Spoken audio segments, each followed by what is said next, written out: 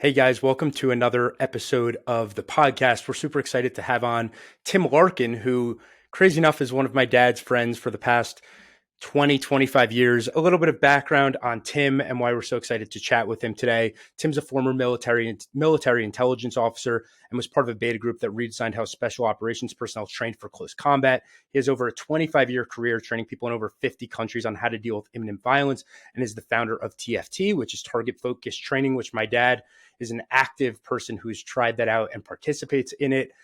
Tim has a bunch of crazy stories, including how he was banned from the UK for some of his teachings, which we'll definitely get into. Tim, thank you so much for being here. I'm really excited to have you. Hey, totally happy to be here. Dad, why don't we start off with you? Could you talk a little bit about how 22 years later, or 23 years later, maybe even, we're sitting here having this conversation, and then I want to kick it over to Tim and get this thing rolling. Yeah, awesome. And Tim, thanks so much for being on. So, about a couple months before 9/11, your mom and she was 8 months pregnant, and I believe it was with you, Jess. And we were strolling down the street on the Upper West Side, and some guy almost literally hits us off the street while we were crossing. And I did what I thought at the time was a pretty innocent thing. When somebody almost hits you with their car with your pregnant wife, I flipped him the bird. The guy then proceeded to, go into reverse, gun it, and try to hit us again. At which point, my adrenaline was dumping. I felt that fight, flight, freeze kind of feeling. And, he verbally started to dress us both down. And I really had no idea what I would do in that moment. And a lot of things flashed through my head in that moment. Like, I have an 8-month pregnant wife sitting next to me, my first child on the way. What if this guy gets out of the car, shoots me, stabs me, or does something crazy, which he was pretty freaking crazy. So that led me down asking one of my friends, do you know anybody who teaches, how to deal with asocial violence, like the real thing?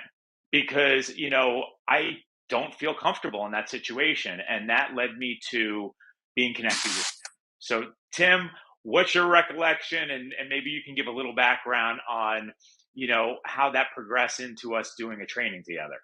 It was random, that it happened because we met basically as a bunch of friends. And, we really didn't talk about what was cool about it was we really didn't talk about our backgrounds, and we really didn't talk about in depth about business per se. We talked about concepts. We were talking about how to do promotions, marketing, and just, good books. And it was just kind of more of a friendship round table. And yeah, that was my background. And when Jeff reached out to me and asked, and then you and I had the conversation, a couple of things impressed me. First of all, you recognized it right away. You did not deny, you didn't try to act like it didn't happen and that you probably miscalculated. A lot of people won't make that recognition. They won't understand that. You then also realize you didn't have anything in the toolbox, worst case scenario. And that was the other thing that most people don't understand until it's too late, that if you've not thought about this subject and you get put in a situation like that, you never feel more naked than when you're facing somebody who's bigger, faster, stronger, and is willing to use violence. And you have not experienced that, nor have you been trained to deal with that. And so that was kind of it was just kind of the perfect mesh, because that was my specialty in military law enforcement and special security, because that's really what I was doing during those times. I really wasn't training civilians. But you were adamant about it. And, I've heard people say all the time, hey, I really want to train with you. I want to do this. No, you made it happen, and it was really impressive that you put together a group of guys, who a lot of them are still my friends today. And we had a really great class in New York. And that was kind of the start where I started to realize, hey, a lot of the concepts that I teach, and it was prior to 9/11 was the first time we did it. And then we did another one after 9/11. But what was interesting was people were starting to change their acceptance of this type of training. You weren't seen as a crazed military person or excessively violent person. It was seen as actually, something that was useful skill sets that, when properly put, in the right context, are extremely useful. And actually, would help you to avoid future situations like that. What I thought was kind of interesting about it was just a strange timing that we put together that group. I don't know if you were showing examples of improvised weapons or something like a box cutter. And this was, if I'm not mistaken, it was literally a week before the towers came down, and Dude, we it had was done 2 it days. downtown. It was two Yeah, days. it was 2 days. We stopped September 9th. I Okay. flew home the 10th, and I was going to stay. That was just it. I was going to stay an extra couple of days, and I decided now I had to get back to Vegas. Surreal. And yeah, that's what hit. I remember you guys all started calling me, meaning the guys from the class, Yeah. because I was showing all the stuff that you could take on a plane. Box cutters. This is legal. This isn't legal. This is legal. This isn't legal. Yep. And then, exactly, a day and a half later, this happens, And the world turned upside down, and everything we thought that could never happen on an airplane in modern times kind of did. So let's go backwards a little bit, Tim. Before that, like, how did you get your background in hand to hand, hand to weapon, and your training with the difference between like what might be considered a combat sport kind of training and asocial violence? I was a Navy kid, Navy. My dad was a naval officer, so we traveled all around. Combat sports were just something that my family, it was just something that I was introduced to very early, particularly by my grandfather. He was a big Irish boxer out of Boston, loved to teach boxing and taught my cousins and I early on. But what was interesting was he came up during the Depression. He was a jazz player. He had his own jazz band, and he used to play for all the mob guys. And so he was around violence all the time. And what was interesting was early on, I tell this story because at the time it didn't make sense to me, but of course it made perfect sense for the rest of my life. He would always tell us, "Hey boys, this is what you do in the ring," and he'd talk about the rules and he'd talk about how you conduct yourself in the ring. But we were down in his basement at his house in Dedham, Massachusetts, and he would point to the basement window, and he'd go, "But if anybody out there," and what he meant by that was out in the street, "if they try to do anything to you, this is what I need you to do." And he would show us something completely different, which was basically a direct injury to the human body. It was something meaning, hey, people out there, if they're going to fight you on the street, it's a completely different world. People are completely different. They're savage. And this is the type of information you need to protect yourself. And of course, as a little kid, you didn't really catch it. I'm like, between 4 and 7 years old, during this time. And, but he would show us little things. Like I remember the first information I ever got, every time I got information on what to do if your life is actually under threat, credible information. And it's funny, other people that I associate with, same thing. You always remember that first time somebody shows you something that is truly effective. And they also quantify when it would ever be, justified to use it. And that was just a theme that was imprinted in me early on. And then as I'm traveling all over the country, different bases and stuff like that, I had basically surrogate dads. They were the young Marines that were at every base. They were our baseball coaches. They were our boxing coaches, our judo coaches, taekwondo. These young guys, to us, we thought they were so old. I don't think most of them were probably older. I think the oldest was probably 22 years old. But they were great, and they were really good with us. And, our dads were all deployed and everything. So we were just constantly fed this. And I didn't realize how much that military culture was inculcated in me and what I thought was normal living on bases. I'm probably one of the last generations that actually were kids literally were isolated and grew up on the base. I really didn't have a lot of interaction with kids, in the normal the normal parts of the towns that I lived in, because we all lived on base. So I had a very different upbringing, I'm realizing. And it ended up serving me well. I was very comfortable with the idea of violence. And when I say that, I don't mean I was violent.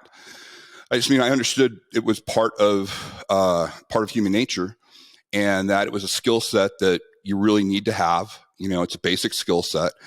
As I traveled around the country, I realized very few people are taught that, though. I had to, every new school I went to, you ended up getting into a fight because you're the new kid. and I was pretty good at it. And but I had a relationship with violence that was very different. I wasn't enamored by it. It was more of a curiosity to me. It was one of those things that the more I trained early on, the more I was known as just a really relaxed person. When I finally ended up in Southern California, I literally was the epitome of the laid back surfer type, because that's really what the training gave me. It gave me just a calmness to understand that you don't have to live paranoid. You understand there's potentiality for violence. You understand how to communicate with people, but until you need the tool, you should just focus on living a great life. And it's that juxtaposition that kind of caught people off guard, because when they meet me, they think I'm such a nice guy, and I am. I'm a nice person. I like being that way, but I have no problem flipping the switch if I need to. If I need to instruct you, I will instruct you very intently. As a matter of fact, I remember, because you'd only known me kind of in a friendship standpoint, and I remember the first time I was teaching in New York, you had to come up to me during a break and go, dude, you gotta come. You're scaring the shit out of these guys. You're a little intense, because I had only been teaching military law enforcement and everybody at that point. And I guess my eyes were really, because when I get into it, and I was there. And so you helped me kind of navigate, how to bring up the subject to people that aren't familiar with the information, and how to put it in a context that actually is useful to them and they can get a lot out of it. What's been, in terms of when you're dealing with what I guess you would call the civilian public or the general population that doesn't have a law enforcement or military background, is there a general place that they go to you from a position of fear, from a position of they want to have knowledge that they didn't already know? What's the general feedback you're getting from an everyday guy or girl who goes to one of your guys' seminars and says, hey, I want to learn everything I can? Yeah, my particular approach attracts a certain type of customer, and it's usually somebody like experiences something like your dad experienced. 70% of my customers, when I talk to them, interview them, have had something happen in their life, either directly to them and they survived it, or it happened to somebody close to them and it really affected them, and they realized, hey, I don't have any answers for this. And so that's kind of my specialty. My specialty is dealing with that level of violence. I found it the most interesting part to try. If you had to put a legal term on it, that I use for military and law enforcement, it's called justified lethal force training. That, and I found that early on I specialized in that, particularly because of the military that we were training, and that's what we were focusing on. But more when I got into kind of special security and law enforcement, I realized that was the level of training where, when the operator or the law enforcement officer is fighting for their life and they're completely justified to do whatever it takes to survive, I realized there was very little specific information on what to do. And to me, that was just egregious, because that's, at that level, you absolutely need the most specific information. You have to have true confidence in your training when you're literally facing, a life or death situation. And so to me, that was always fascinating, and that's where I focused early on. Which a lot of times is, from a marketing standpoint, and from from my industry standpoint, that really limits the type of people that are going to come see me. I'm not going to get a huge general group coming to see me for that type of information, and I'm fine with that. But it to me, it's the most fascinating question. Just to frame, before I'm sure my dad wants to go into additional stuff on your guys' history, in 2008 or 9, you wrote your book, How to Survive the Most Critical 5 Seconds of Your Life. In a minute or 2 minutes, to give a brief overview so people understand, how do you survive the most critical 5 seconds of your life? You really have to have intent. You have to understand intent to do harm. There's a couple things that you need to understand. You need to understand if you are facing asocial violence versus antisocial aggression. Those are two fancy words. Basically, it's everything. Asocial violence is the rare instances where you have to respond, where using the tool of violence is your only way of getting out of the situation. It's like that black swan event. And then antisocial aggression is oftentimes all the things we think we need to respond to. Give your dad you give your dad's example. He felt hey, I can easily flip this guy off, and I'm justified on doing this because of his behavior, not thinking about, oh, wait a minute, this isn't an even exchange. He's not going to see it. The other guy's not going to see it that way. He might come back with a disproportional response. And so that was the idea behind. You have to understand that you have no idea what you're dealing with once you're outside your little community. When I interact with another human being, I teach my people. Sometimes it sounds a little paranoid, but I treat everybody that I don't know, that I'm meeting for the first time, like they're 6 seconds away from a shooting spree, and I don't want to do anything to trigger it. And so how do you interact with somebody like that? You're extremely polite. You don't go out of your way to do anything that would, agitate them. And you're just very aware. And a lot of it, there's a physical training, and that's the easiest part for me to teach. I can teach you where on the human body to put trauma into the human body, how to protect yourself at that level. The real training that I've really, probably in the last 10 years that I've really realized is it's a true understanding of human nature. And that probably is your best self-protection asset you could ever develop.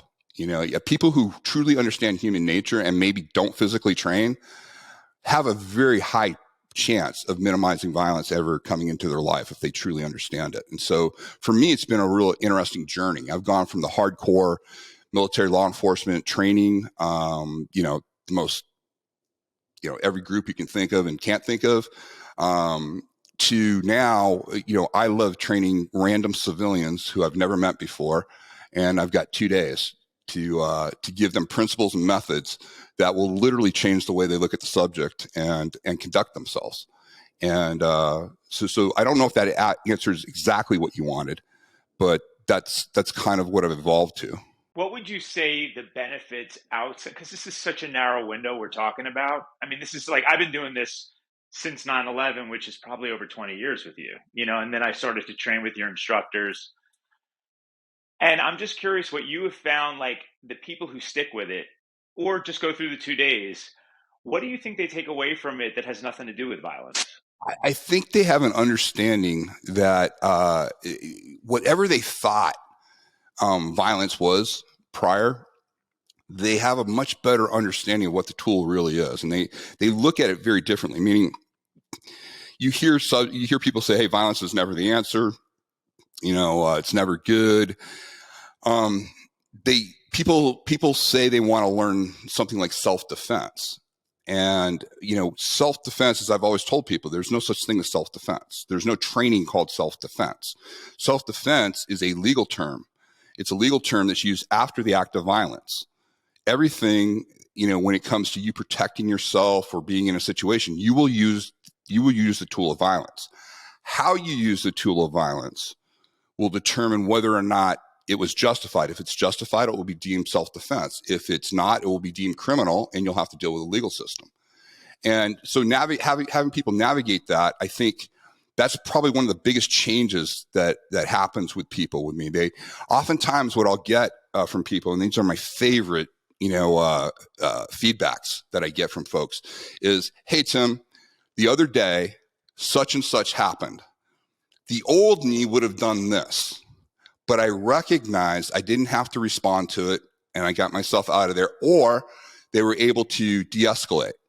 And a situation where they normally would have been aggressive, or they would have pressed it, or they would have put themselves in unnecessary harm's way, they recognize that, hey, I have choice and I don't have to do that. And then they understand also, on the flip side, the other people that unfortunately had to use the information, they clearly understood they were devoid of choice. And that's really the key. When would you ever use the tool of violence, to protect yourself? It has to be a really high threshold. And that threshold, that I teach my folks is you are literally devoid of choice. If you could have talked your way out, you would have. If you could have left, you would have. If there was any chance of placating the individual, you would have. You're not. You're facing now imminent grievous bodily harm. And now the only tool that is going to help you is the tool of violence. And that's when you have to have very specific information, and you have to understand how the body responds to trauma. And that's really the juxtaposition. So you end up training people in the most extreme aspects of self-protection. We are learning to shut down, either break a structure of the human body or shut down a sensory system of the human body, inflict trauma, take the brain out of the equation to protect yourself from being, a grievous bodily harm. And you're also understanding when that would ever be justified at that level. And you can do that in a very short amount of time. And what's interesting is people end up making much better choices. It's really behavioral changes that even if they've only been with me for 2 days, I will get people, 7 years later, tell me about an incident going, hey, I thought right back to it and I almost did this. And I just had a guy, a really good friend of mine. I've known him for years, and he was watching one of my YouTube videos and he got in an incident and he thought of that YouTube video where the two guys got into it. One guy pushed another guy, fell down, and the other guy's, one guy's dead and the other guy's facing manslaughter over a ridiculous incident. And he was in a situation like that, started to get a little amped up about it, thought about it, said, hey, I got to go pick my wife up at the airport. I don't have time for this, and got himself out of there. And this is a very capable individual. He probably would have done very well had he chosen to use violence with the other guy, but he realized he had choice. And so when you can make changes like that in people, that's huge, because it's really easy to teach the punching, the kicking, the striking, all of that other stuff. What's challenging is to put it in a context where it would ever make sense. On any of that, I think, once again, it comes to the point of like your goal, and literally forever growing up, I would talk to my dad about some of this stuff, and he was like, you never want to be the cause of any of these situations, and you want to be able to escape from any situation first. But if you can't escape, you want to make sure you can end the situation if you can't get out of it. The thing that I find interesting is, it's not like you're going around teaching, or at least I don't think, hey, you should go attack everybody you see. So with that being said, what happened between you and, I guess, former Prime Minister Theresa May, who I know wasn't the Prime Minister at the time, but I think you guys might have a little bit of a thing. What's the backstory on that, and why were you banned from entering the UK for having teachings that weren't conducive to the public good, according to them? Yeah, we joke now that I'm like the OG of cancel culture, because I truly was canceled in the UK. It was over statements that I made after the UK riots, I believe in 2000, end of 2010 or 11. And I was interviewed by the BBC. And one of the last questions, it was a very normal interview. Everybody covered it normally. But the last question was asked, hey, you come here, you have a long history of coming to the UK, you got tons of clients. Next time you come, are you going to visit any of the riot affected areas? And I said, well, yeah, actually, I said, I've had a couple of people, Tottingham and Birmingham. And I said, they wanted to show me basically, where they recognized things going wrong, asocial, and they were able to get themselves and their family out of there before anything happened. Very innocuous, and like I said, everybody, the Times, Guardian, all the press over there covered it pretty straight for the most part. One of the tabloids, The Mirror, wrote Larkin to lead riot tour. And they made it out like I was going to be a rabble rouser. I was going to go around promoting vigilantism. I'd done a radio interview for a really big radio show in the UK about 4 years prior. And there was a minister of parliament there. And it was her district that I was training in. It was called Slough, and they had a lot of problems with knife crime. And they brought me on as the crazy American to this roundtable. There was a former chief of Metropolitan Police for London, a rabbi, a former military guy, a former secretary of defense. And all these people at the very end, everybody agreed with my approach. They said, hey, it's a very sane, sober approach. It was great. The only person that didn't was the MP, because it was her area. And she didn't think anybody like me should be in there, training people. They have the UK changed their self-defense laws, and they in the 50s. And it's very anti-citizen, meaning they don't want citizens taking action. They want to default everything to the authorities, the police, and they have very severe repercussions if you try to take action to either protect somebody that's being attacked or even protecting yourself in some situations. Just egregious. And so when I did the interview and that article came up from the Mirror, that particular MP took that article, sent it to her friend who happened to be in the, that day I did the interview. She was sitting in the green room and I shook hands with both of them. I just knew they were both MPs. I didn't know who they were. And the other MP that was sitting in the green room happened to be Theresa May, who was a very good friend of this person. She sent it to Theresa May, who was then the Home Secretary. And they used that as a basis to issue a travel ban against me that's still in effect today. I wasn't able to bring it up. I wasn't able to fight it. They won't entertain anything. The British people overwhelmingly, there was a lot of PR on this, and they overwhelmingly supported my position. But the UK High Court didn't want to hear the case. They have very different laws than we have. What is your position? Like, because I'm very familiar with this and have known you the whole time, but why would they cancel or prevent someone like you with your training from coming over there and sharing it? And then secondarily, what are their citizens supposed like who's taking your training? Is it criminal or is it civilian primarily? And what's the likelihood of the usage of it? Yeah, it's citizens. There's a what's interesting is, and we find this in Brian, you and I have had these discussions over the years. I have found that traveling around the world, I'm not talking about even the States. Let's just leave the United States alone. Okay. When I go to countries where the laws are extremely severe on weapons possession or anything like that, I mean, far more severe than anything we have here in the US, they tend to be the most violent places.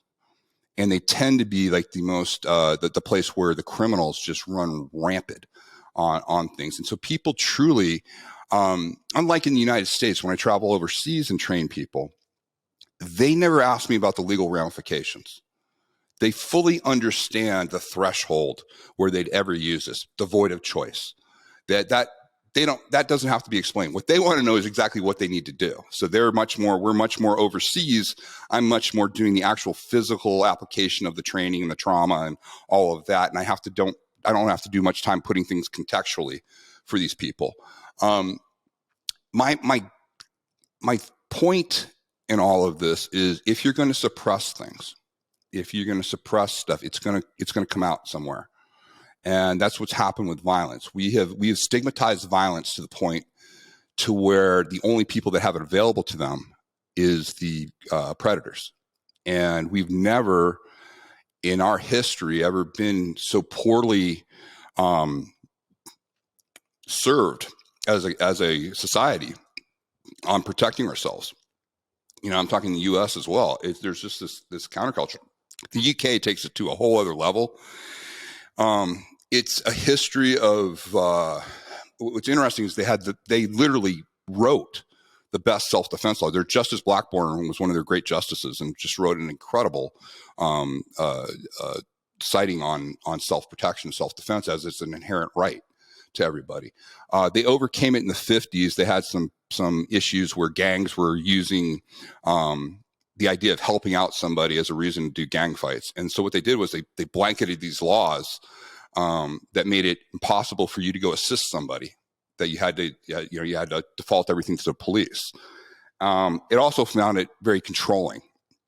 They can keep things under control. But the problem is, if you've been to the UK, the violence is huge. I mean, the violence in the pubs, I've never seen, some of the fights that I've seen over there. If you've seen in my interviews with a guy like Jeff Thompson or any of the UK, bouncers that I talk to and stuff, and they talk about just the horrific violence that's over there. It's because people haven't put this in the right context.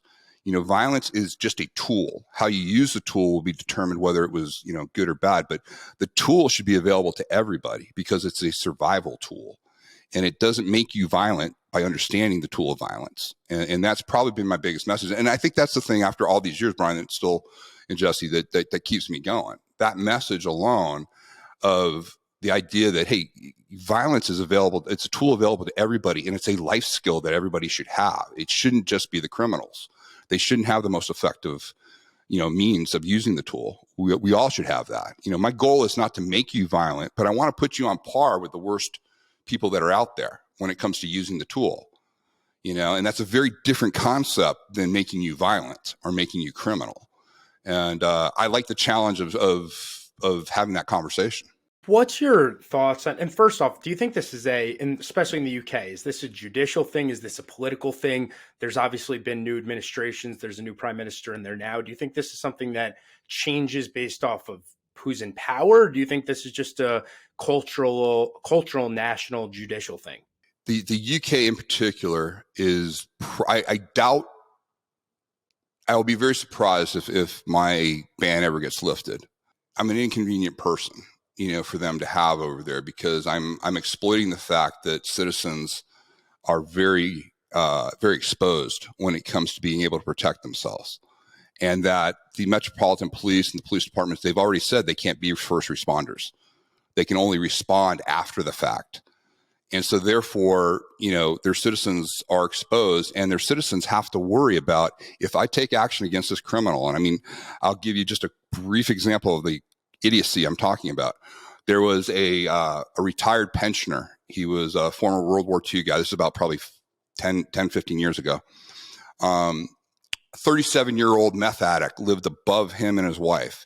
He was making incredible noise. So this guy goes up, knocks on the door, and says, "Hey, please keep it down. My wife's trying to sleep. She's sick."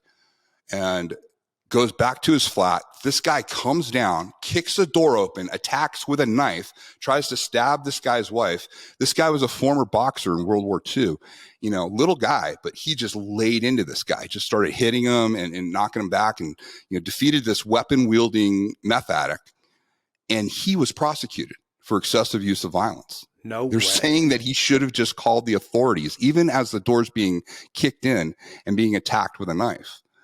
And it's that kind of extremism that's crazy. I had another situation where there was a reality star.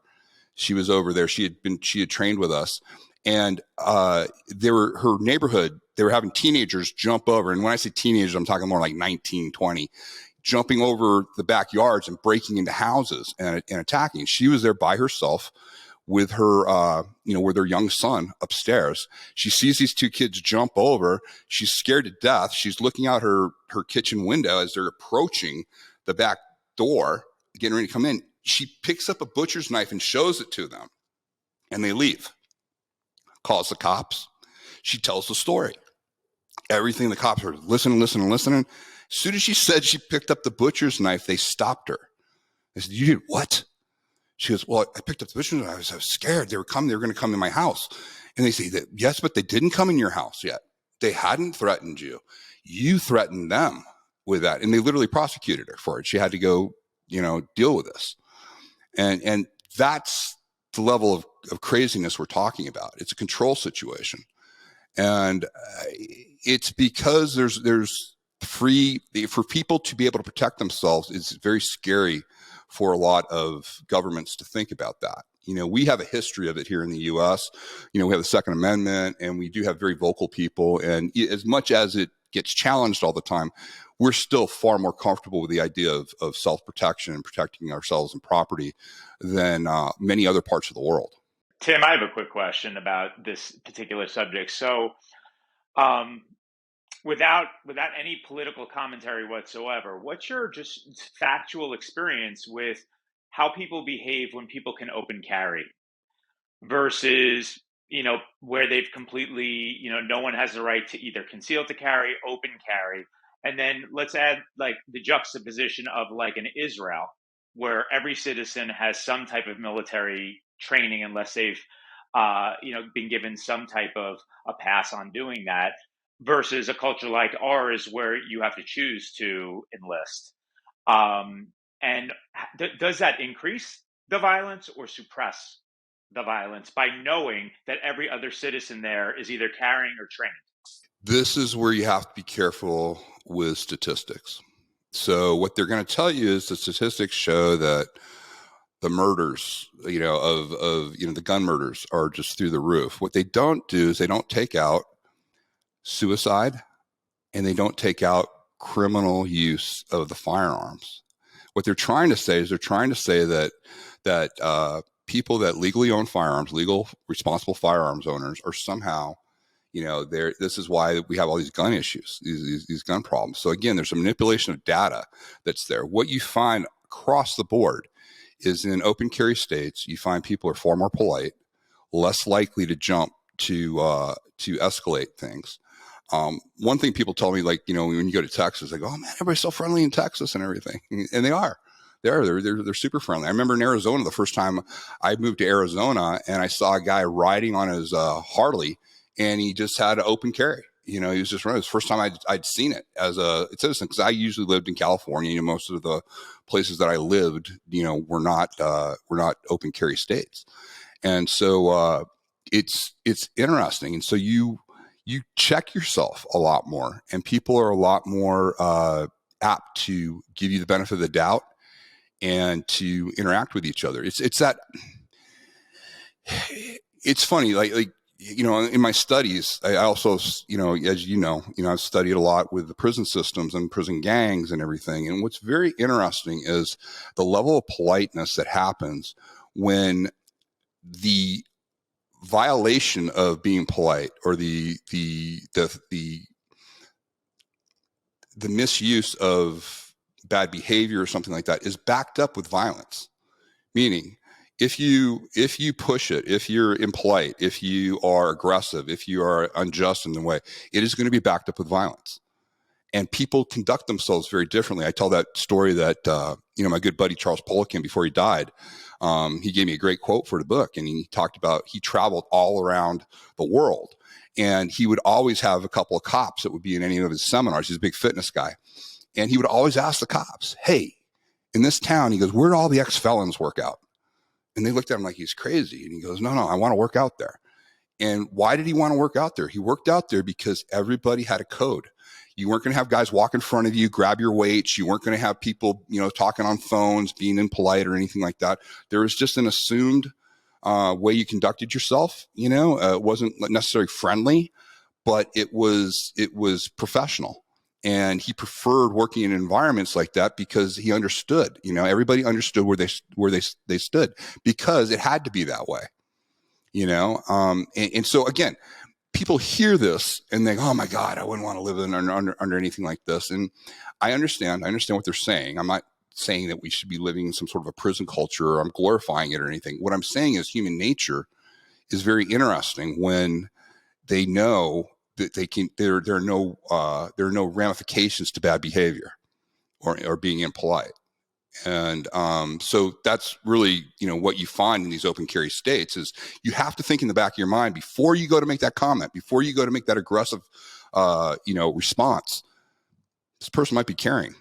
It's so funny because I had this conversation with my dad when my parents got a place in Florida, and the TV guy was setting up, and he's from Florida. He looked at me because me and my brother were talking about, maybe I got in a fight at school or something. He's like, "Don't say anything down here because somebody will shoot you and they won't get arrested. Like, if you threaten somebody, like, everyone has a gun," which is interesting. So my decision making on what's my threshold in Ithaca, New York, which I don't think there's a gun within 700 miles of, or Florida, are very different calculuses. But I think it's interesting, that entire dynamic of, like, when you know that if you flip somebody off, you might get shot, versus somebody might be like, "That was rude." In New York City, I think somebody's either a douche to you in New York, or you might get in a fight. I think it changes your calculus, and I think it's an interesting dynamic. One thing I wanted to highlight and go into, because you were very close to pursuing probably a field where you would have had more active hand-to-hand combat or close combat, in a thing where people were actively getting attacked. I know you've had an awesome career in courses and speaking on this stuff and running your classes and doing gun raids and all of this fun stuff, but you were very close to, you were in the military, you were pursuing becoming a SEAL, you blew your eardrum out in training. Can you talk a little bit about that experience and sort of the parallels between what you learned through that process and what you sort of foresaw in that career versus what you're doing now? Yeah, at the time, I mean, you gotta understand, as I told you guys, I grew up in Navy bases. I grew up, one of the last places that my dad was assigned was 32nd Street Naval Base. He had a ship over in San Diego. We lived in Coronado Navy housing, officer housing, which literally my my backyard looked at the highway. There was a little highway, the Silver Strand Highway. And right across, I could look right at the obstacle course, the SEAL obstacle course at the time at Basic Underwater Demolition School. I had no idea who these guys were. Back then, people really didn't know much about the SEALs at all. It was kind of a hush unit. It just wasn't talked about, and it wasn't very popular within the Navy itself. Like my dad was horrified when I showed interest that I wanted to do that because it was seen as a wasted career back then. But, my brother and I, we went over there. We figured out how to get over the barbed wire fence. We threw rugs over the concertina wire, and we went over and we started playing on the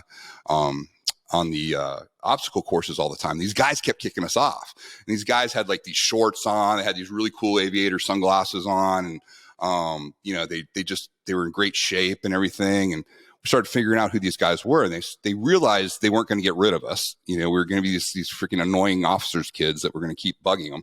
So they kind of made us like mascots, and we hung out and we got to learn all about the teams. And so for me, that's all I wanted to do. I couldn't believe there's a job like that, that you could do in the Navy where you got to blow things up, use weapons, jump out of airplanes, scuba dive, and get paid for this. I was about 13, when I saw this. So it's amazing to me.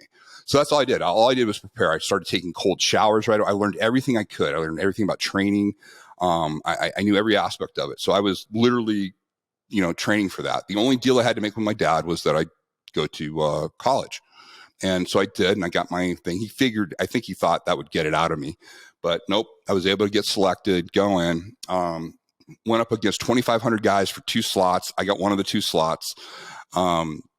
Led my team. We won Hell Week. We won everything on there. I had 2 weeks to go, and I had to dive, and I was being arrogant. I was congested. I had kind of a bit of a cold, but I decided to do the dive. I remember it was on a Tuesday, and the reason I did it was because if I didn't do the dive, I would have to come back on Saturday and do the dive, and we had just started getting weekends off, and I had important things to do. I had chicks to meet and beer to drink and, all those things. So, of course, my knucklehead self said, yeah, I'm going to do the dive. And I forced it, and I ended up blowing my eardrum, and it went up into my semicircular canal, and I went into vertigo. It was the first time I had my butt kicked numerous times in training. I'd been, I'd overcome pain. I'd overcome, determination, using all of that. This was the first time my body completely betrayed me. I had an injury where I lost all ability to understand. I went into vertigo, and I had no sense of balance at all. I had no idea which way I was going. I was completely disoriented. When I finally got to the surface, by the grace of God, they said my head was slamming against the water and blood was coming out of my ears, and they pulled me on. And I knew as soon as the doctor looked at my ear, as soon as Corman checked my eardrum, I knew I was done. I just could tell. I could tell by his reaction, my ears were ruined for pressurized diving. And I felt my life was over, at that time. And it was devastating, especially you're in a shark tank. I mean, you got to understand everybody, and you're seen as a pariah now, seen that like people don't want to touch you. It's like you're a leper because they don't want any weakness. There's a lot of, superstition amongst that, getting through training and everything. So it was really funny to go from the number one guy to just a pariah, basically, or just somebody you kind of stayed away from. It ended up being the best thing that ever happened to me. And they kept me in the community. They liked me. They sent me to intelligence school. I became a special warfare intelligence officer. That's the only thing I ever did. So I was in there. I got to work at a command I had no business being at. And at that command, those guys liked me, and they were all the legends of the SEAL teams. My admiral put these guys together. We had just come together in the special operations community. Everybody came in. So everybody was working with each other now. It was a unique time. It was called Going Purple. And I was there right at the beginning. And I had this position that should have been given to a much higher ranking officer, but we didn't have it. The SEALs were really small. And so here I was, this guy that was barely a JG. And I was going to places where, the normal rank was a commander. And I had modified grooming standards. I was doing all sorts of, intelligence work. And one of the things they were looking at, they realized the wall came down, and that the Soviet threat was not going to be the threat anymore. And it was going to go back to more tribal and blood feuds. And that's exactly what happened. These guys called it perfectly. And they realized we are going to start putting hands on people again. We have not done this since Vietnam, and we need to look at our hand-to-hand skills. And that was part of it. They knew I was a martial artist, and I had multiple black belts and stuff like that. And they liked me. I had no business being there, but they invited me to be part of this group that looked at various different disciplines. And that's how I got involved with it, and ended up finding the person that ended up doing the initial course that changed everything. That was the basis for what now is my system, target focused training. And it was just fascinating. Now, none of that would have happened if I had the traditional career that I had. And to this day, I still have contacts from those years that are absolutely invaluable. So I tell this to young guys all the time, there are going to be times in your life where something's going to happen and you just think it's devastating. And I was depressed for at least 6 months after that happened to me, if not longer. And it still bugged me for years after.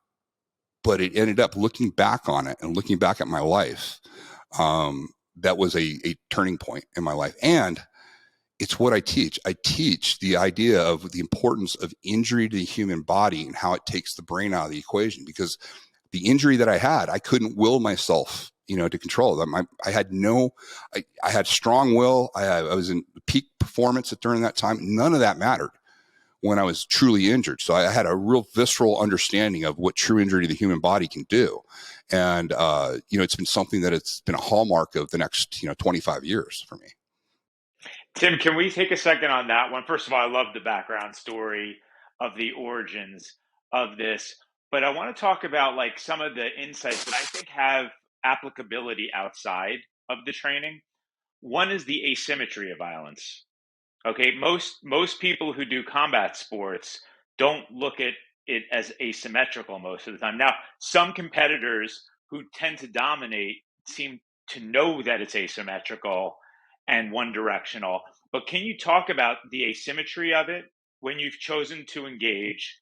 And then I'd like to start peeling some of the things back that I think have applications very universally.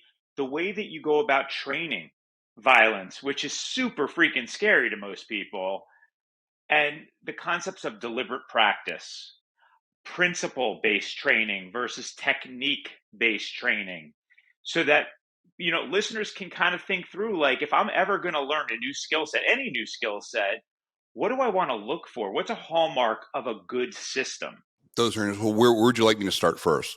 Start with the asymmetry question. Because I think, like, if we're interviewing you, to not be able to walk away from this with some understanding of what we mean by training for asocial violence, and what does that look like without being ridiculously graphic, although I'm personally comfortable with however you choose to say this. But again, if you're talking about for females where there's no male aggression and ego involved whatsoever, and the threshold for males where there is an ego and there's intermale aggression, and then there's devoid of choice situations. So can we start with just the principle of asymmetry when you've chosen it's on? I have to clearly define for my clients what my assumptions are when I train somebody. And my assumptions are this: I assume you're going to be facing a threat. It's going to be multiple attackers. Those attackers are going to be bigger, faster, and stronger, and they are going to carry tools, weapons of some sort. Those are the baseline assumptions that I have. And therefore, I have to make sure that when I instruct my people, I can't do anything that relies on their strength, on their ability to compete or anything. They have to go right to deliberate injury to the human body. And defining injury is the fact of either, like I said, breaking a structure of the human body. What does that mean? That means, maybe, say wrecking a knee so that it no longer works during the time that you're in there. You separate and tear the connective tissues of the joint so that that joint no longer works during that punishment. Striking them in such a way that you shut down a system of the human body. Maybe you strike the side of the neck and you get the vagus nerve and you cause a concussion, and the person, basically is knocked out. They're unconscious during that time. Obvious things like taking somebody's eye, crushing a throat, going into the human body to start shutting it down. What you want to do is you want to increase the trauma spike in the person to the point to where it takes the brain out of the equation. And we've all experienced it. If you touch a hot surface, your hand comes off right away. You don't think about it. What happens is a stimulus, then the nervous system, the afferent nervous system starts firing off. And as the nerve is going up to tell you, hey, you're burning yourself, another stimulus, before it even gets to the brain, shoots right back down and says, move it right now. And so then you recognize, oh shit, I just burnt myself during that time. That's when the brain gets in. But in that time of reaction, the brain is no longer part of it. It is not able to resist doing those types of movements and that type of trauma. You step on a sharp object, your foot comes up right away. You don't think about it. It's just there. So those are the types of traumas that we want to put into somebody. And you want to put them in systemically. You want to stack those traumas to get the person to non-functional. And that's really what you want. And we define non-functional as either the person is unconscious, they are injured in such a manner that you can safely turn your back on them, meaning you feel that they're injured to the point to where they can't manipulate a weapon, they can't do anything. They may be conscious, but you can safely turn your back on them and get into the next threat. Or they're dead. That's really the way we define it. And obviously the threshold is always devoid of choice.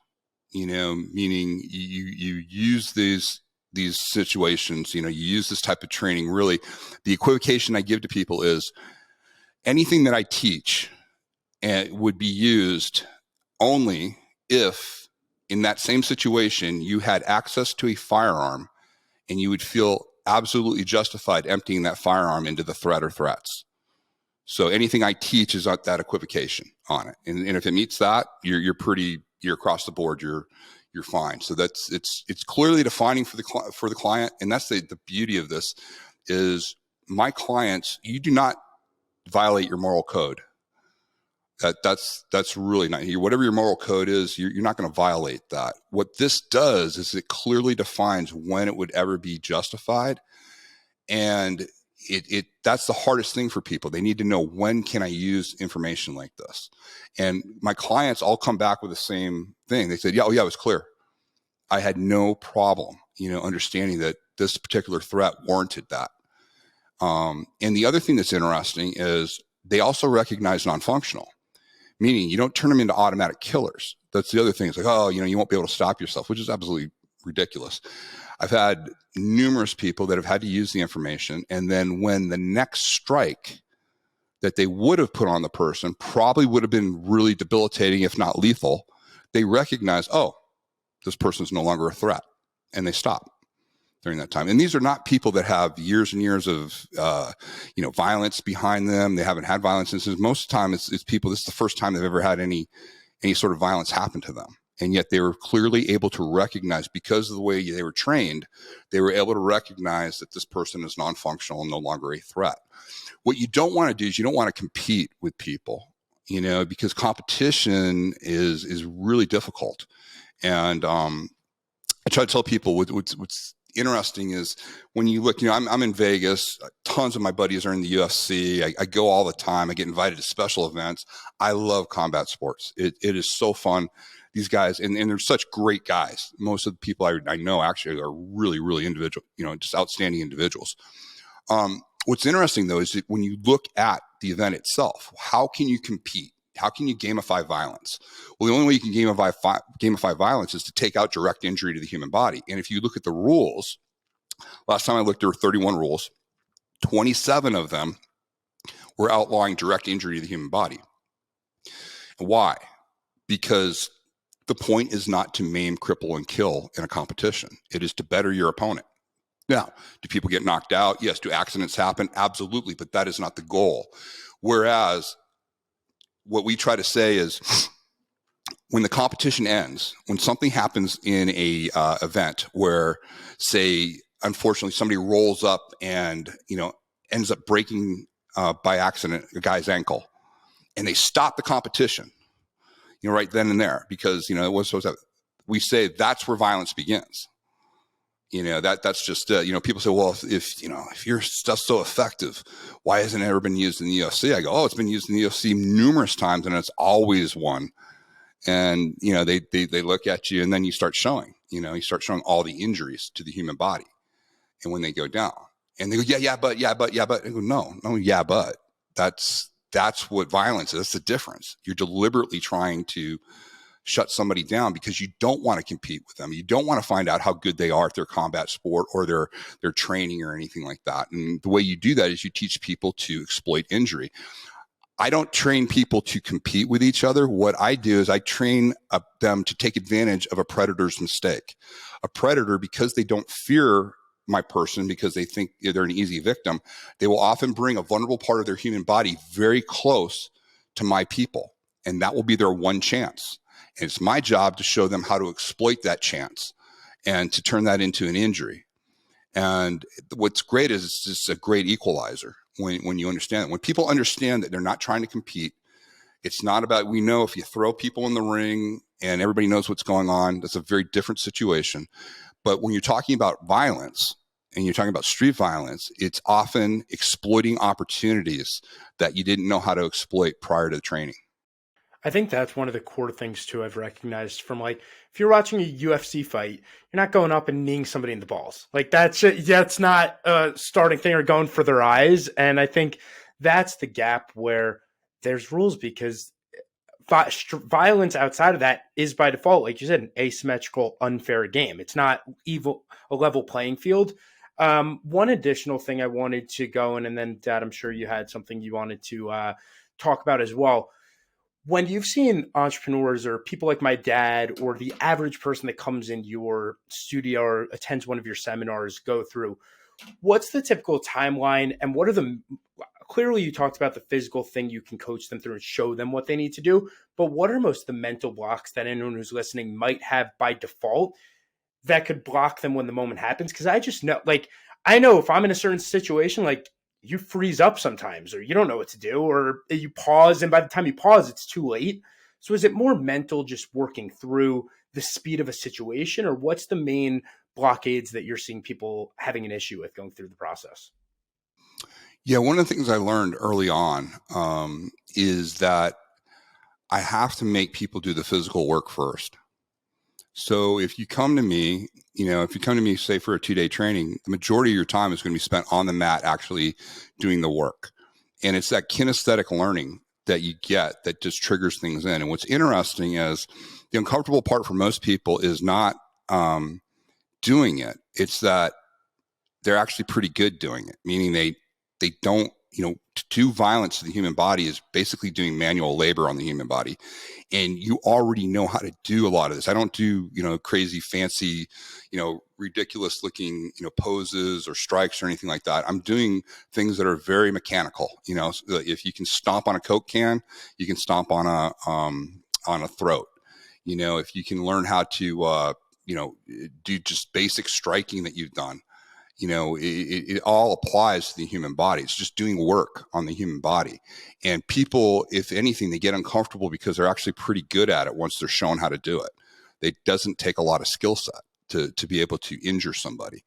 It takes a tremendous amount of skill set to become a combat athlete and compete at that level, with the conditions and the training and all of that. That's a high level, athletic pursuit. That's just amazing. But destruction is a very accessible, easy skill set to train anybody. And you just have to want to do it. And so then creating a context where it's okay to do that, where they clearly understand, okay, I'm devoid of choice. This person is going to deny me my life and going back to my family and doing things. That's not going to happen. I'm not going to allow this to happen. I'm going to do everything I can. And then you want the most effective information on how to do that. And so now it all couples together. The people that I train if they have issues with it, it's because they came in with some sort of a fantasy about violence. And they came in with the idea that they want to be a tough guy, or they don't like the idea that, hey, this 55-year-old out of shape woman just struck me in the throat, not hard, but had she done it, she could have actually done real damage to me. And that's really hard for them to wrap their heads around. I thought you were going to make fun of my dad, which would have been the preference. Like this out of shape, 50, whatever year old man did something, but we'll go with the girl. That's all right. And this is not because he's my friend. Your fucking dad, I got to tell you, man, I've never seen a guy who's kept consistent over the years. And your dad's extremely thoughtful about how he's approached the subject. I mean, he's one of my few friends that's really taken it to the levels that he's taken it. And he's also applied it business-wise. We've had great discussions. He's helped me tremendously on using it, on the business side, because there are parallels. But no, you're lucky. You're absolutely lucky, Justin, to have a dad that's like that, because there are a lot of guys out there that don't get it. And for your dad to after all these years still take the time to put it into the training is really useful. Because this is where it's at. As I get older, I realize I've changed the way I train and the way I, what I focus on, because I recognize that, hey, I don't have the athleticism and the endurance that I used to have. So I have to adjust for that. So it's even more important that I focus in on, the specifics of the training and make sure that my accuracy is really there, and that I'm training, methodically and making sure that I'm getting the most out of it. So it's good. There are guys that have unrealistic capabilities, and Brian and I, run into them. They come in with all bluster, and they quickly take one or two shots, and they're like, oh, and they're completely demoralized, and they don't like the idea they could be vulnerable. The one thing that you have to understand about violence is it's only good if you're the one doing it to somebody. You're just as susceptible. I tell people all the time with all my training, if I walk out the door, somebody hits me in the back of the head with a pipe, I go down just like anybody else. I get no immunity from training in violence. The only thing I do get out of it is you better be accurate with me, because if you give me a chance, I will take advantage of that. But yeah, there's no immunity, and you have to be okay with that. You have to be okay with the fact that, it can be just as easily done to you. Anybody I teach in my class, if they are successful in the areas that I show them how to put trauma in the human body, if they successfully do that to me, they will be able to do it, even if they've only been training with me for an hour. It could happen. It's just a reality of the tool. Tim, I did want to add a couple of things, just as somebody who's a student. First of all, thanks for the nice comments before. I appreciate it. And by the way, right back at you. But as far as the training goes, what I find interesting about it is I've stuck with it. Like, there's a point, even after 2 days, where you're like, I mean, I know how to end somebody, right? Like, then there's the perfecting of the coordination and dialing it in and getting better and more efficient with it, or effective with it, or making it more efficient would probably be the best way of describing it. But what do you think people get out of the training that keeps them going? Because I've noticed a lot of people don't continue with it because they're thrown by the deliberate practice aspect of it versus the competition and sporting aspect of it. But I've also found that when you stay with it long enough and deep enough, it creates a flow-like state. And the longer I do, it's almost a dance where I don't even know how to put it, other than like if you're snowboarding or doing anything a little bit dangerous and fast, you lose yourself and you feel a sense of immersion in the moment. And I think that's the addiction it has created. Again, I understand its purpose, but the reason that a person continues with it, can you explain like some of the concepts around deliberate practice, why people do continue doing that, or just opt for something like jujitsu, boxing, or any of the other myriad martial arts? Because you're trying to not gamify it, right? Like your default is to make sure it's only used in a situation where it needs to be. But I think, like my dad said, there might be a perspective where there is some enjoyment of the process and of the learning. Yeah, yeah, it's a very different approach. It's a cooperative approach, meaning with your training partners. Meaning the only way you can train, you have to look at the idea. If I want to go into these vulnerable areas of the human body, and I want to make sure I get accurate targeting, how can I do that? Well, I'm going to have to be able to put, a very, dangerous part of my body into a very vulnerable part of their body. And I want to transfer my body weight through that. I want to do all correct training. Well, what do I have to do in order to be able to do that? Well, you have to dial back on velocity. You can't go full speed. And we see this all the time, in other trainings. That does not mean that you go slow and weak. It just means you go very deliberate in your training, in the training methodologies. And so when somebody comes to us, as Brian knows, if they come for the 2-day, my only goal in the 2-day is that everything they learn is effective. And what I mean by effective is they might not look good, but they can get the job done right now. Efficiency is a luxury. And those are the people that sit there and after that 2 days, they go, you know what? I really like this. I want to challenge myself. I want to get better at this. I want to get smoother at this. It's the old Drucker, quote, he defines effectiveness as doing the right things. And then that's enough. If I only have 2 days with you, that's all I care about, because I don't care if you look ugly as long as you're effective in what you do. And then efficiency is defined as doing the right things the right way. And that's what your dad's been doing. That's what I got fascinated with. And yeah, it's a smaller percentage of people, but if you get that bug, you find it fascinating because it's a constant challenge. And the way we do things is very different. You work with your training partner, it's a back and forth, it's a dance, and you can increase velocity, but you end up oftentimes catching yourself and going back. We talk about crawl, walk, run in special operations training, especially in shooting. It's very much like firearms training. What you want to do is you want to go slow and deliberate and accurate and correct. That's the most important thing. Is I want to be able to weaponize my human machine here. In order for me to zero that in, I've got to go slow and deliberate, just like firearms training. I'm going to first do dry fire. My instructor is going to make sure that I'm not jerking the trigger. Now he's going to put a round in there. He's going to, have me send a round down there. He's going to see where it's hitting. Now he's going to have me shoot. And if I get groups that he likes, he's now going to push me again. He's going to either start having me move or he's going to have the target move. Anytime that I start losing accuracy and correctness, what do we dial back? We dial back the speed, because speed is the last thing you need to add. If you do anything else, if you've ever played baseball or golf or tennis, if you're having a problem with your swing, especially like in golf, what do? Well, you swing harder, right? No, you slow everything down and you get everything smooth and to the point to where you can, excel. And what's interesting is this is across the board. There's a book, The Talent Code, that Daniel Coyle did about 10 years ago. Great book. But since then, a lot of other people have talked about, Cal Newport talks about deep practice.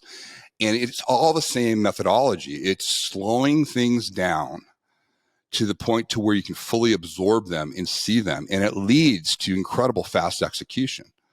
The problem is people don't want to lay it down. I equivocate it to, like, the most way people learn combat sports or martial arts is it would be like learning firearms like this. I give you the safety brief. You go, okay, great. I load up an airsoft gun or a simunition gun where, it's not real bullets, but it's bullets. And I don't take you to the range. I don't take you anything. I take you to the kill house. And I've got the OP4 in there. I've got 5 guys in there that are ready for you. I kick the door open. I push you in and go, good luck. And everybody starts shooting at you. And you're just, how accurate would you be? How good would you be? What's more chaotic than a gunfight? How do they train? Slow, accurate, correct. You earn speed. And it should be the same way when you're starting out with your human weapon system. You need to earn speed. You need to really, zero it in and do that. It doesn't take long. What's interesting is it's actually an accelerated process. You get really, really good by doing that. But you have to put in that slow, deliberate practice, and you have to have a partner who is willing to let you use their body in these vulnerable areas, because you don't want to train to miss. You don't want to do things where you can go super fast, but you miss the body, but it feels like you did something. You want to make sure that you're training your body each and every time to say, hey, I want this 1 square inch of me on that 1 vulnerable square inch of him. And I want to make sure my body weight transfers through that. And then you see the results, and then they replicate. The agreement is you're not going to do it full speed on them. And then what they do is they replicate what the injury should look like if you're successful. And it's just this process that's amazing. It's across the board. I remember listening to Tim Ferriss interviewing Mike Shinoda from Lincoln Park, and Shinoda was so excited because he had a new piece of software that he was able to load in a new song, and he had the guys come out and they'd get their instruments, and he'd dial it down to 40%. And he said at 40%, they could learn each string, everything perfectly at that level. And he said it increased their assimilation of a new song by 60%, because they were able to slow things down and go step by step. And across the board, there's all sorts of disciplines that apply the same aspect to this type of learning. So there's a lot of validation for it. But for some reason, when it comes to combat sport, martial arts and stuff like that, they just want to do this ballistic sparring with no, real training.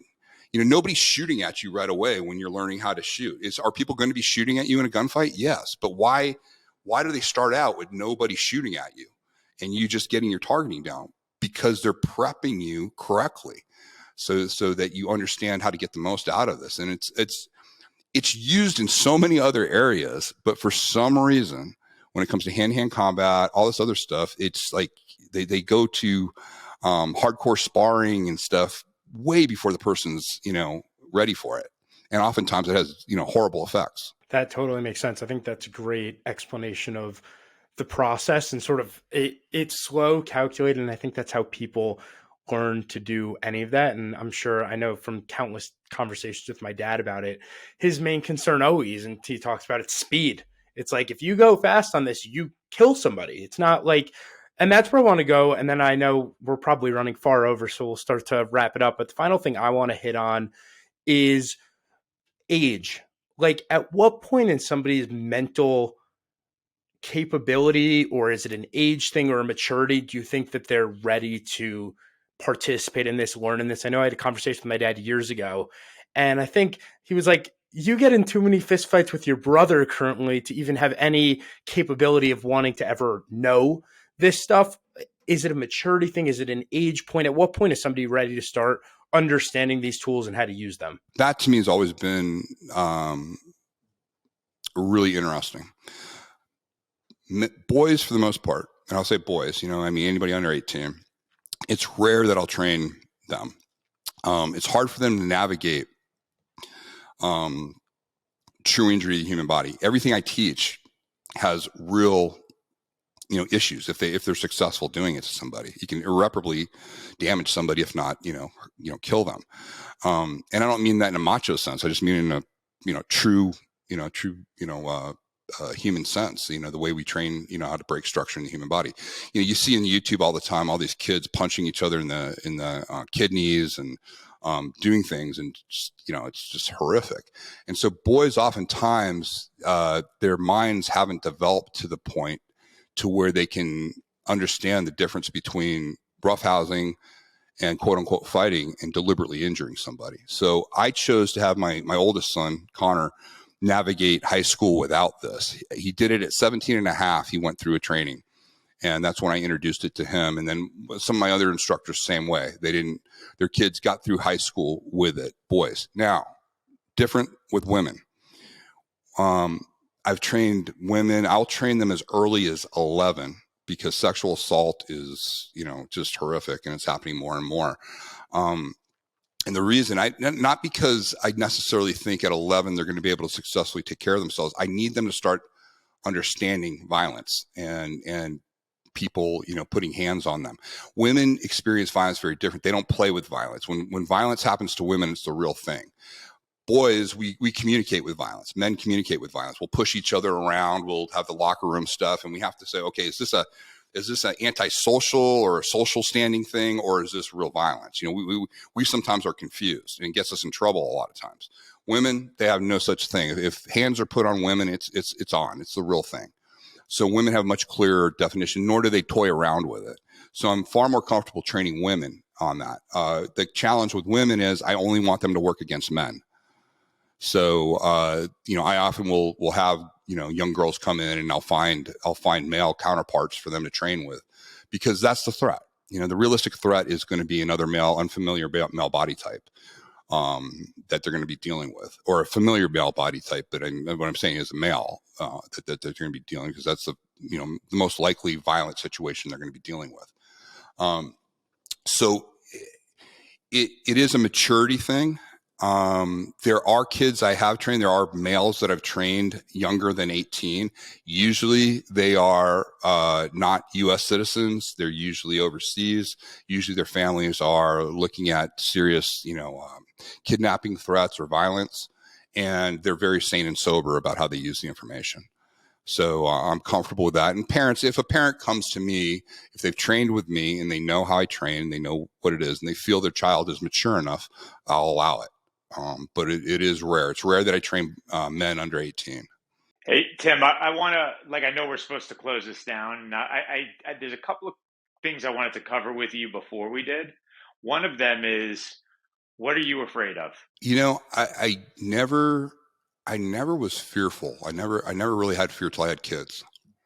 And that's just, and having my daughters, I have twin daughters, as you guys know, that's put a whole new level of vulnerability on me that I didn't fear. For me, I'd go anywhere. I mean, Brian knew me back, when I was traveling the world, and, even though I had my son, I knew he was well taken care of at that time. So in my mind, I was okay if something happened to me. But now I realize just how vulnerable I am, and the fact that getting older, I realize, I have to change up the way I train. I'm training a lot more in my firearms. I'm doing a lot more weapons-based stuff, just because, again, it's, as I get older, I have to realize I want every advantage that I have, but I have no illusions about the fact that I am going to be able to perform like I was able to perform in my 20s and 30s. Physically. Now, I keep in good shape. I do a lot of functional training, but I'm also very realistic about that. I'm not irrationally fearful of violence in and of itself. It's probably the fact that I'm responsible for people around me and making sure that they are taken care of. Like my girls, I get them in jiu-jitsu right away because I want them to be grabbed. I want them to understand. I want to take away that unnecessary fear. Luckily, my wife is very pro that, and she's great. In and of herself, she's a world-class martial artist. But it's probably the fear of people. And the other thing is friends. Like seeing friends. I've lost a lot of friends in the last 10 years, and I realized I don't know how much longer I got. I'm not being morbid about it, but I'm just saying I realized that, am I really focusing on things that I want to leave? If I had to go tomorrow, have I left some information that I think people can use and pass on and do that? And just what am I focusing my time on right now is really kind of come to it. So I think for a couple of years, I got lost pursuing other aspects of this training, trying to grow it into more of a multiple training centers type thing, rather than really sharing the information and doing the work that I'm doing right now. I'm really enjoying what I'm doing right now, breaking down the concepts for people and just reaching people this way and getting the feedback. And I think that's really where I'm going to be focusing on the next couple of years, and putting that information down. So I mean, it's very different. It's very different than when you and I first met, what my goals were to where I'm at now. And I think it's just a maturity thing. What advice would, Tim, am I allowed to tell your age? I think it's 57-ish. I just told it. I just asked you permission and told your age. So I'm 54. What would 57-year-old Tim tell 20-year-old Tim, knowing what he knows now? I am sitting right now in what I thought 20-year-old Tim would think is the ultimate. I literally have my own compound here in Las Vegas. I'm sitting in a upstairs facility. I've got a training facility that's world class. I've got I've got a group of low visibility government guys coming to train in the next week. I got everything I thought I ever wanted, and I could care less about it. You know, it's cool. Don't get me wrong. I love it and everything, but I realize that you develop as you get older. And what's important is, you know, these individuals that I get to train and be around, and I have amazing friends and communities that people would love to have friends in. And I get that. And I feel very blessed for that, and incredible warriors that I've got to meet. And that's that's my upbringing. But what I'm finding as I'm getting older and interacting with people, it's really meeting somebody and giving them some concepts that allow them to navigate the world with less fear. And, you know, just things, you know, like groups and people that I wouldn't have found exciting 20 years ago are far more interesting to me now, and getting across those concepts to those people. So, you know, I have achieved everything as far as status and as far as assets for my training and all that stuff that I ever thought I'd want. But what's interesting is you get it sometimes and you realize, okay, it's great. It's awesome to have, but it didn't give me the meaning that I thought it would give me. And I don't know if that really answers the question, but it's just, I realize making a difference at this age for me is really, if I can give people a plan that can minimize the chance of violence entering their lives, avoid everything that's avoidable, that to me is far more intriguing than training 5 new badass instructors that are going to go down to South America and do some work. You know, it's funny. It's just a change. And yet I find I'm even better at doing it than I was back in my 20s and 30s of training those guys. You know, when they come here, it's actually more fun for me to train them. I get better results, but it's not an ego thing for me anymore. It's more like, hey, I share this information. You guys are going to do great. You're there. And I think because I'm more objective, I get better results out of them that way. But I'm not as invested because I'm not trying to be part of that anymore. I have no problem passing the torch on now at this stage of the game and not trying to be the guy.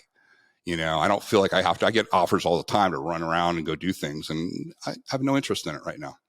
You know, I did those things. I did it for years. It was fun. It was great. But, you know, I'm really enjoying having a family right now, and I'm really enjoying the challenges of dealing with civilians and some of the concerns that they have about their own lives, especially with all the crazy stuff that's gone on the last couple of years. People navigating, you know, unthinkable things, you know, just in the last couple of years. It's been a real challenge for me to help people dealing with that. And I don't think it's over yet. I think we're going to still have, you know, I think we've got a couple of years coming up that are going to be rough, that people are going to be navigating this. And unfortunately, I think violence is going to be part of that, or potentiality for violence. And so coming up with concepts that help people and trainings that help people navigate that and make better decisions, that to me is way more exciting. You told me this 20 years ago, I would have been snoring. You know, oh, who cares, you know? But now it's really what I like to focus on. Yeah, I think that's something that my dad and I have talked through this entire sort of my experience going through business and doing the stuff where, like, with maturity, priorities change. And what you think is really cool at my age might not be so cool at his age or anyone's age as you progress through that. Also, I have to say before we wrap that if I had to be in a room with any 2 people in a potential risky scenario, couple, I think you and your wife might be probably the safest bet. Considering I saw she just what'd she get promoted to? Assistant Sheriff of Vegas Police? Yeah, she's number 3 in the agency now. That's crazy. Well, congrats to her. But all the Homeland Security stuff, SWAT, K9, all the special intelligence groups. Yeah, she's a badass. So don't fuck with Tim Larkin's family. No, they're like the Incredibles, the cartoon movie, The Incredibles. I think it's more her. Like I live in fear of my wife. She's a very good shot. So it keeps me in my best behavior. It's an elite family. Well, Tim, where can people find out more about what you're doing? Read your books, sign up for a seminar or a course. Where can they find out more? Yeah, probably best place. I mean, obviously I'm on all the socials and stuff. So, you know, you follow me on Instagram and YouTube. If you go to timlarkin.com, we've got a really great guide that is a great place to start. It's just a free guide that you get. It really helps you start creating that plan, to minimize violence coming in your life. And so I'd probably just send everybody there. Awesome. And Dad, I'll let you close this one out, but with a clear marker that I'm requiring a trip for me and you and potentially Logan to go to Tim's compound in Vegas and explore it. I think that needs to happen sometime soon. Yeah. First of all, Tim, thank you so much. And yes, we are definitely going to do that because I never got to experience like Tim's up to date compound. I went down there when we just rented out gyms and did TFT on mats. And now we can go and hang out and like blow stuff up in the middle of the desert with a tank. I mean, what better day could you think of than to do that with Tim? But anyway, this was awesome, man. I really appreciate it. We'll have to do another one where maybe we could talk about second chapter from 50 on and what other stuff has become meaningful to both of us, but particularly you. And, it is an evolution, right? We go through milestones. There's 20s, there's 30s, there's 40s. 50 is a very interesting milestone because you have this recognition that you are mortal. You have most likely lost a lot of people that were important to you, and it shifts your priorities and makes things very, very crystal clear, which I really appreciate you sharing, Tim. No, it's true. No, I'd love to do that. That'd be great. And I really appreciate it. Thanks, guys. This was really fun to do, and wish you all the best in this new podcast. Thanks, Tim. It was a great time having you, and thank you for being our one of our first guinea pigs on this thing. You did. You were awesome to have.